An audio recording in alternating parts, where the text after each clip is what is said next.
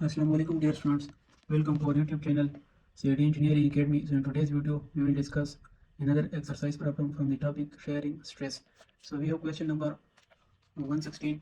The question statement says as in figure 1.11c जो कि ये फिगर है 111c सही is to a punch out of plate है एक sharing strength of 40 kSI. ये कह रहा है कि यहाँ पर हमारे साथ ये जो प्लेट है इसका शेयरिंग स्ट्रेंथ कितना है, ये इसका शेयरिंग स्ट्रेंथ जो है वो हमारे साथ 40 के सही सही है। फिर हमारे साथ क्या क्या कह रहा है, the compressive stress in the punch is limited to 50 के सही, और ये पंच जो है यहाँ पर इस प्लेट पर जो रखा गया है जो कि इसमें होल्ड करेगा इसका शेयरिंग स्ट्रेस नहीं शेयरिंग नहीं इसका कंप्रेसिव स्ट्रेस कितना है वो 50 के सही है। पार्ट ए में ये कह रहा है कि compute the maximum thickness of the plate from which a hole of 2.5 inch is in diameter can be punch. तो पार्ट ए में ये कह रहा है कि इस प्लेट का मैक्सिमम थिकनेस फाइंड करो सही है, और यहाँ पर इससे जब होल बनेगा ये पंच जो प्लेट में पंच कर जाएगा तो इससे जो होल बनेगा उसका डायमीटर कितना होगा, उस होल का डायमीटर 2.5 इंच है। तो उस केस में और अब लोगों को ये शेयरिंग स्ट्रेंथ की वैल्यू ऑफ द प्लेट जो कि 40 गिवन है केएसआई और कंप्रेसिव स्ट्रेंथ ऑफ द पंच जो कि 50 केएसआई ये भी गिवन है।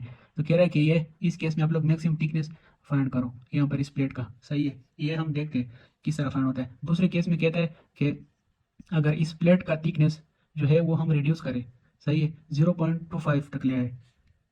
ये कह रहा है कि अगर इसका थिकनेस हम रिड्यूस करें 0.25 तक ले आए यानी ये प्लेट जो है इसका थिकनेस हम और भी रिड्यूस करें तो उस केस में आप लोग क्या फाइंड करें, उस केस में आप लोग इस होल का डायमीटर फाइंड करें सही है। ये डायमीटर जो है वो कितना होगा, रिड्यूस होगा कि रिड्यूस नहीं होगा। तो चलिए ये हम फाइंड करते हैं।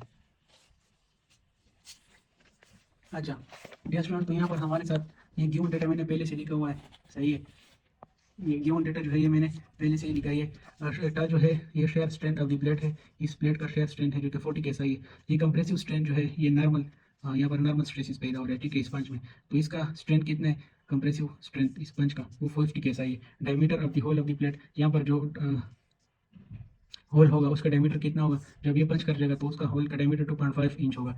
तो इस केस में पहले केस में हमसे पूछा गया है कि इस डायमीटर के केस में जो कि डायमीटर इतना हो तो उसका थिकनेस फाइंड करें आप लोग सही है। इस प्लेट का थिकनेस फाइंड करें, मैक्सिमम थिकनेस क्या होगा। सेकंड केस में कह रहा है कि अगर इस प्लेट का थिकनेस हमारे साथ 0.25 है तो फिर इस यहाँ पर जो होल बनेगा पंच इस प्लेट में जो पंच होगा होल बनेगा तो उसका डायमीटर आप लोग फाइंड करें।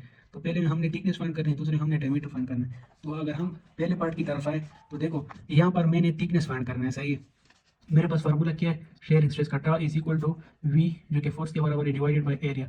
यहाँ पर जब ये यहाँ पर जब होल बनेगा तो देखो यहाँ पर ये पंच कर जाएगा, होल यहाँ पर किस तरह बनेगा, इस तरह होल बन जाएगा सही है इस केस में यहाँ पर।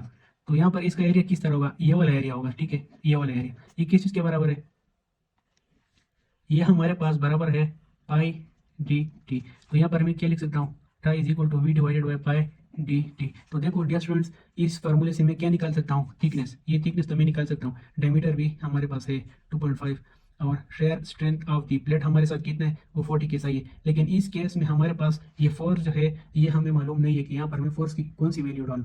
तो ये फोर्स की वैल्यू हमने इनडायरेक्टली किस तरह निकाली, इस पंचिंग के नॉर्मल स्ट्रेस से हमने ये फोर्स की वैल्यू निकाली। इसका नॉर्मल स्ट्रेस किस चीज़ के बराबर होगा, नॉर्मल स्ट्रेस ऑफ द पंच किस चीज़ के बराबर होगा, और हमारे पास बराबर होगा फोर्स डिवाइडेड बाय एरिया। तो यहाँ पर इसका क्रॉस सेक्शनल एरिया में होगा, क्योंकि ये फोर्स इस क्रॉस सेक्शनल एरिया के परपेंडिकुलर है। तो ये एरिया हमारे पास बराबर होगा पाई बाय 4 डी स्क्वायर सही है, और ऊपर हमारे साथ पी आ जाएगा। यहाँ पर डी स्क्वायर ऑलरेडी ये जो होल होगा वो इस पंच का डायमीटर भी होगा, जिस जहाँ यहाँ पर जो होल का डायमीटर होगा वो पंच का डायमीटर भी होगा। तो यहाँ पर मैं 2.5 इंच स्क्वायर लिख सकता हूँ। और उसके साथ साथ हमारे साथ ये कंप्रेसिव स्ट्रेंथ ऑफ द पंच भी की हुई है जो कि 50 है। तो यहाँ से मैं पी की वैल्यू निकालूंगा जो कि वी के बराबर है। यहाँ पर जो वैल्यू फोर्स की होगी वो शेयर फोर्स की भी होगी इस होल में जो होल बन जाएगा, तो इस वैल्यू को फिर मैं यहाँ पर पुट करूंगा। तो सबसे पहले मैं क्या करता हूँ, ये जो नॉर्मल फोर्स है पंचिंग में इससे मैं क्या निकालता हूँ, फोर्स की वैल्यू निकालता हूँ ठीक है।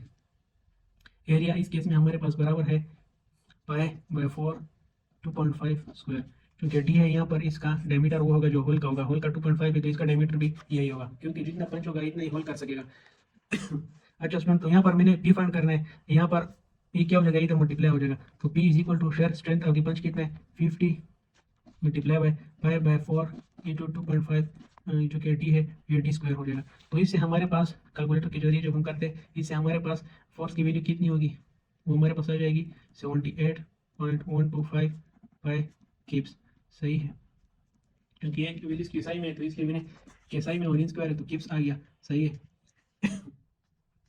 अच्छा, ये फोर्स की वैल्यू है। उसके बाद हम क्या करते हैं, क्योंकि ये फोर्स पी जो है ये वी के बराबर है, क्योंकि यहाँ पर जितना फोर्स ऊपर लेगा इतना इस होल में पंचिंग के दौरान यहाँ पर शेयरिंग फोर्स की वैल्यू भी यही होगी, तो ये वी के बराबर भी है। तो अब हम यहाँ पर क्या करते हैं, शेयर शेयर स्ट्रेस का फार्मूला हम यहाँ पे लिखते हैं कि शेयर स्ट्रेस का फार्मूला क्या है हमारे पास, tau is equal to V divided by area. तो यहाँ पर हमने वी फाइंड करना है, तो वी क्या हो जाएगा, वी इज इक्वल टू, यहाँ पर हमने वी नहीं फाइंड करना, यहाँ पर हमने थिकनेस फाइंड करना है। देखो tau is equal to V divided by pi D T. ये पाई डी टी किसका एरिया, ये इस जब यहाँ पर होल कर जाएगा तो इस होल का जो ये एरिया होगा, सही है, ये वाला एरिया पाई डी टी के बराबर है। तो यहाँ पर हमें थिकनेस चाहिए, तो इसको मैं इधर ले आता हूँ, ये इधर टा इधर आ जाएगा, तो thickness is equal to force divided by pi D tau. सही है। अब इसकी वैल्यूज मैं पुट करता हूँ। फोर्स की वैल्यू पी के बराबर है, पी की वैल्यू कितने, यहाँ पर 78.125 पाई divided by pi D square, यहाँ पर डी है तो वो 2.5 हो जाएगा। और टा की वैल्यू हमारे साथ देखो, ये टा जो है ये share strength of the plate है जो कि हमें ऑलरेडी गिवन है, वो कितने, ये देखो ये 40 के सही है, टा share strength of the plate. तो यहाँ पर हम टी की जगह 40 लिख लेंगे, तो इसको ये टी जो है ये थिकनेस को रिप्रेजेंट कर, तो यहाँ पर हमारे साथ वैल्यू इससे क्या है, जब हम इसको कैलकुलेटर के जरिए सॉल्व करते हैं तो यहाँ पर हमारे साथ थिकनेस की वैल्यू आती है 0.781 इंच। तो ये इसका आंसर है फर्स्ट पार्ट का। सेकेंड पार्ट जो है वो क्या कह रहा है, सेकेंड पार्ट कह रहा है कि अगर थिकनेस ये 0.7 से अगर हमारे पास 0.2 पे आ जाए तो फिर उस केस में हमारे पास डायमीटर क्या होगा। तो चलो वो फाइंड करते हैं।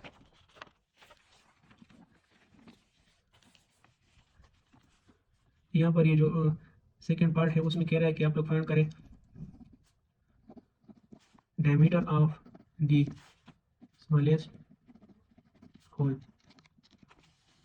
तो डियर स्टूडेंट्स यहाँ पर हम डायमीटर फिर उसी तरह फार्मूले से निकालेंगे, v is equal to tau is equal to force divide by area. Area हमारे पास किस चीज़ के बराबर है, वो हमारे पास उस केस में पाई डी टी के बराबर है। तो यहाँ पर हमारे साथ कह रहे हैं कि डायमीटर फाइंड करो और थिकनेस हमें 0.25 गिवन है, तो इस केस में हम ये थिकनेस तो हमारे साथ 0.25 गिवन है लेकिन डायमीटर फाइंड करना है। अच्छा, उसके बाद इस केस में हमारे साथ फोर्स भी फिर वही नहीं रहेगा, फोर्स जो है उसकी वैल्यू वो नहीं रहेगी जो हमने और दूसरे केस में फाइंड की थी। क्यों, क्योंकि जब यहाँ पर हमारे साथ प्लेट का थिकनेस हमारे साथ कम हो जाए, सही है, ये मैंने पंच ड्रा किया, अगर हमारे साथ यहाँ पर इस प्लेट का थिकनेस कम हो जाए तो यहाँ पर हमारे साथ कम फोर्स लगेगा होल करने में। सही है, इस प्लेट का थिकनेस अगर कम होगा तो कम फोर्स लगेगा कि यहाँ पर होल करे। इसका मतलब यह है कि इस फर्स्ट केस में हमने जो पी की वैल्यू फाइंड की थी वो वैल्यू यहाँ पर नहीं लगने वाली, क्योंकि यहाँ पर तो थिकनेस ज़्यादा था, फोर्स भी ज़्यादा लग रहा था, ये वैल्यू हमने फाइंड नहीं करनी। ठीक है, इसके लिए हम फिर दोबारा से फाइंड करेंगे। तो मेरे साथ सबसे पहले मैं फोर्स की वैल्यू फाइंड करता हूँ नॉर्मल स्ट्रेस के, पंच के नॉर्मल स्ट्रेस के फार्मूले से। तो वो किसके बराबर है, P divided by area. Area हमारे साथ यहाँ पर किस चीज़ के बराबर है, देखो मैंने यहाँ पर पी फाइंड करना है तो वो एरिया मल्टीप्लाई बाय ये कंप्रेसिव स्ट्रेंथ ऑफ द पंच हो जाएगा। तो हमारे पास कंप्रेसिव स्ट्रेंथ ऑफ द पंच 50 के साई गिवन है। एरिया हमारे साथ क्या हो जाएगा, पाई बाय 4 डी स्क्वायर।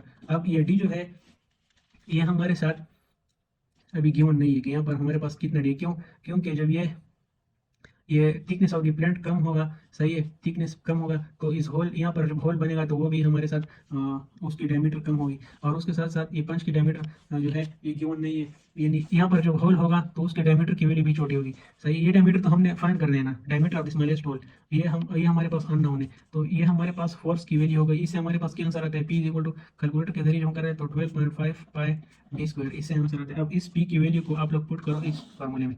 सही है, क्योंकि हमने यहाँ पर इस फार्मूले से शेयर वाले फार्मूले से डायमीटर फाइंड करना है। तो अगर मैं ये फार्मूला एक बार फिर लिखूँ, v divided by pi D T, इसको रीअरेंज करूँ, हमने डी फाइंड करना है तो ये इधर आ जाएगा, टाउ इधर आ जाएगा, तो d is equal to V divided by pi tau और टी। अच्छा, तो अब मैंने क्या करना है, इस v की वैल्यू यहाँ पर डालनी है कितनी, 12.5 pi D square divided by pi. Tau की वैल्यू हमारे पास कितनी है, ये शेयर स्ट्रेंथ का फार्मूला है, तो शेयर स्ट्रेंथ जो शेयर स्ट्रेस का फार्मूला है, तो शेयर स्ट्रेस इस प्लेट में हो रहा है तो मैंने टाउ की वैल्यू प्लेट वाली डालनी होगी जो कि कितनी 40 के सही है। और थिकनेस यहाँ पर हमारे साथ कितना गिवन है, वो तो उन लोगों ने कहा था कि थिकनेस अगर आपके पास 0.25 हो तो उस केस में diameter of the hole find करो। तो यहाँ पर थिकनेस हमारे पास कितना है, 0.25, सही है। अच्छा, उसके बाद फिर हमारे साथ जो हम ये कैलकुलेटर के जरिए करते हैं, सही है। तो इससे हमारे साथ एक वैल्यू आएगी। देखो अगर मैं इसको इस तरह लिखूँ, अगर मैं इसको इस तरह लिखूँ कि डी इधर ले आऊँ और ये टाउ उधर ले आऊँ, सही है। 0.25 is equal to 12.5 pi D square divided by pi into 40, और यहाँ पर मैं डी लिख लूँ तो ये डी इस डी के साथ कट जाएगा, सही है। यहाँ पर ऊपर हमारे पास डी रह जाएगा, ये उधर जाके मल्टीप्लाई करो 0.25 डिवाइडेड बाई, नहीं ये उधर जाके मल्टीप्लाई हो जाएगा, मल्टीप्लाई बाय पाई इंटू 40, और यहाँ पर हमारे साथ क्या रह जाएगा 12.5 पाई डी। अब डी को फाइंड करने के लिए बोथ साइड पे 12.5 पाई को डिवाइड करो, 12.5 पाई, सही है। ये इधर से कट जाएंगे, पाई पाई से कट जाएगा, तो डी की वैल्यू हमारे साथ क्या जाएगी 40 इंटू 0.25 डिवाइडेड बाई 12.5। तो इससे आप लोगों के साथ डी की वैल्यू आ जाएगी। इससे हमारे साथ कैलकुलेटर के जरिए वैल्यू क्या आ रही है, यहाँ पर हमारे साथ डी की वैल्यू आ रही है 0.8 इंच। तो देखो डियर स्टूडेंट्स, यहाँ पर हमारे साथ वही डायमीटर नहीं आ रहा, ठीक है, ये इसका आंसर है। इसलिए हमारे साथ डायमीटर अभी हॉल कितना था, यहाँ पर डायमीटर 2.5 इंच था, और जब हमने थिकनेस को रिड्यूस किया तो डायमीटर यहाँ पर हमारे साथ चेंज हो गया, जो कि 0.8 है, 2.5 से 0.8 पे आ गया। तो ये था डियर स्टूडेंट इसका सोल्यूशन, या आप लोग इसको आंसर भी कह सकते हो। और डियर स्टूडेंट्स, अगर आपको कंसेप्ट क्लियर हुआ और इसकी समझ आ गई तो करेंट इस वीडियो को लाइक करें, दोस्तों के साथ भी शेयर करें और चैनल को भी सब्सक्राइब करें। तब तक के लिए इतना ही, फिर मिलते हैं इंशाल्लाह नेक्स्ट वीडियो में। खुदा हाफिज़।